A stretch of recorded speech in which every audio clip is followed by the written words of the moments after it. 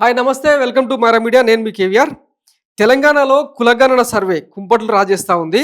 కులగణనతో కొత్త కొత్త ఈక్వేషన్స్ తెర మీదకి వస్తున్నాయి. ఇది ఏదో ఒక తూతూ మంత్రంగా చాప చుట్టేసిన చందంగా కనిపిస్తూ ఉంది. వాస్తవానికి అంటే కులగణన సర్వేలో వచ్చిన కొన్ని డాటా అబ్జర్వ్ చేస్తే అసలు దేనికోసం చేసిరో ఎవరి కోసం చేసిరో అర్థం కాని పరిస్థితి. 3% జనాభా అసలు సర్వేలోనే పాల్గొనలేదని ప్రభుత్వ లెక్కలే చెప్తున్నాయి. గతంలో ఇదే కేసీఆర్ సకల జనుల సర్వే పేరుతో ఒక్కటే రోజు మొత్తం చాప చుట్టేసి అన్ని రకాల డాటా మొత్తం లాగేసి ఇంకా కులాల వారీగా ఎట్లాంటి ప్రయోజిత పథకాలను అమలు చేసిందో చూసినాం కదా. ఇప్పుడు అట్లాంటి ప్రయోగమే చేద్దామని చెప్పి బెడ్స్ కొట్టినట్టు అయిందా అన్నది ఇప్పుడు ఆసక్తికరం. దీన్ని కాంగ్రెస్ పెద్దలేమో ఇది ఒక పెద్ద పండగలాగా నిర్వహించడం, ప్రజాస్వామ్యంలోనే ఇది ఒక అద్భుతమైన చర్య అని చెప్పి చెప్పుకుంటా ఉన్నారు. దీనికి సంబంధించి రేపు కేబినెట్లో కూడా భేటీ ఉందంట, చూద్దాం ఏం జరుగుతుంది. రాష్ట్రంలో బీసీలు 56.33%, మొత్తం 1,89,85,767 మంది. కులగణన నివేదికలో వెల్లడి. 1000 పేజీలకు పైగా సర్వే రిపోర్టు కేబినెట్ సబ్ కమిటీతో అందజేత. కులగణన చారిత్రాత్మకం. కేబినెట్ సబ్ కమిటీ చైర్మన్ మంత్రి ఉత్తమ్. బీసీలకు న్యాయం చేయాలనేది తమ ఆకాంక్ష అని వెల్లడి. రాష్ట్రంలో బీసీల లెక్క తేలింది. మొత్తం 1,99,85,767 మంది, అంటే 56.33% మంది బీసీలు ఉన్నట్టు సమగ్ర కులగణన సర్వే రిపోర్ట్లో వెల్లడైంది.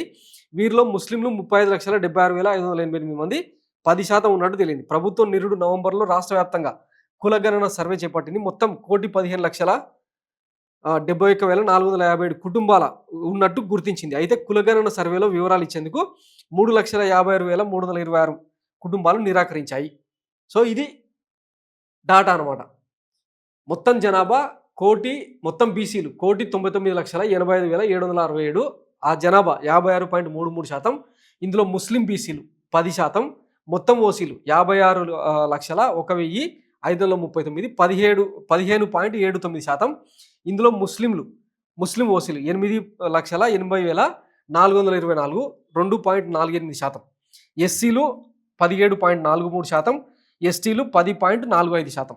ఇట్లా అంటే కులాల వారీగా వీళ్ళు తీసిరు, బాగానే ఉంది. మళ్ళీ ఇందులో సబ్ క్యాస్ట్ వాళ్ళ జనాభా ఎంత, ఆ రేషియో ఎంత అన్నది కూడా తేల్చాల్సిన అవసరం ఉంది. కానీ ఆ రిపోర్ట్ ఇప్పటిదాకా వీళ్ళు బయట పెట్టలే. ఇక ఇట్లా పై గ్రాఫ్ వేసి ఇది చూపిస్తూ ఉన్నారు అనమాట. ఇప్పుడు ఓసీల జనాభాకు తీసుకుంటే బ్రాహ్మణులు ఉంటారు, వైశ్యులు ఉంటారు, కమ్మ, కాపు, రెడ్లు, వెలమలు, ఇట్లా ఇన్ని సబ్ క్యాస్ట్లు ఉంటాయి. వాళ్ళ జనాభా రేషియో ఎంత అన్నది తేల్చకుండా ఈ రాజకీయాలను ఎట్లా ప్రభావితం చేస్తారు. నెక్స్ట్ బీసీలకు సంబంధించి 56%, ముస్లింల జనాభా పక్కన పెడితే 46% ఉన్నారు కదా. ఇందులో ముదిరాజులు ఎంతమంది, తర్వాత యాదవులు ఎంతమంది, వడ్డెర్లు ఎంతమంది, సగరలు ఎంతమంది, గౌడలు ఎంతమంది, ఇట్లా సబ్ క్యాస్ట్లు అంటే పెద్ద కులాలు, అంటే అతిపెద్ద ప్రాతినిధ్యం ఉన్న కులాలు, వాళ్ళ జనాభా ఎంత, ఎన్ని కుటుంబాలు అనేది చెప్పకుండా ఈ దాగుడు మూతలేంది.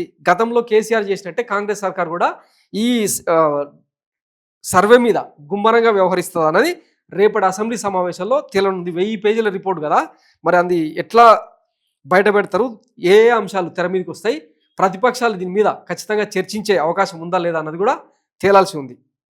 సో ఇది తెలంగాణలో కులగణనకు సంబంధించిన కుంపటి.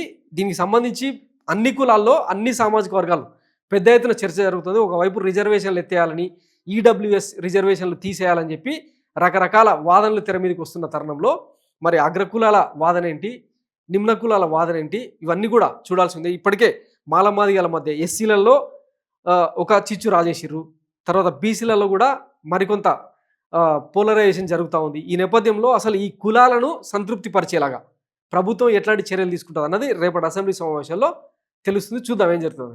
థ్యాంక్స్ ఫర్ వాచింగ్ మారా మీడియా. నేను మీ కేవీఆర్. Thank you.